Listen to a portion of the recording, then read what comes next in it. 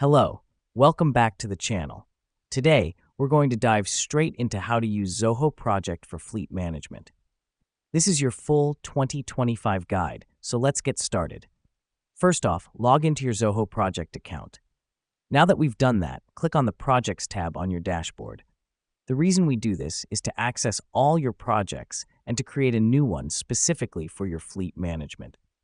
Next, click on the Add New Project button. This is where you'll set up your fleet management project.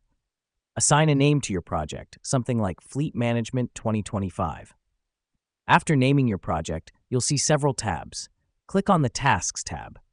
This helps us because it enables us to assign different tasks to our fleet, such as maintenance, fuel monitoring, and driver scheduling.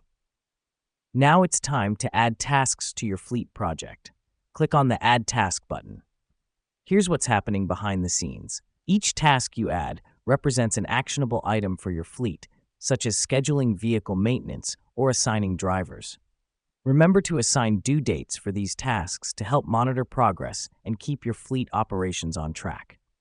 The last major step is to invite your team members to your project. Click on the People tab and then click Invite Users. Enter their email addresses and assign them roles. This is crucial because your team will have access to tasks and can update the progress accordingly. Now that we've set up our project, assigned tasks, and invited team members, our fleet management is all set for 2025, right within Zoho Project. In conclusion, Zoho Project is a comprehensive tool for managing your fleet efficiently.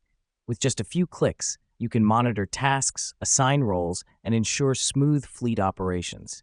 Remember, success lies in the details, so make sure each task is clearly defined and properly assigned. And that's it for today's tutorial. Thank you for tuning in, and see you next time with more insightful guides.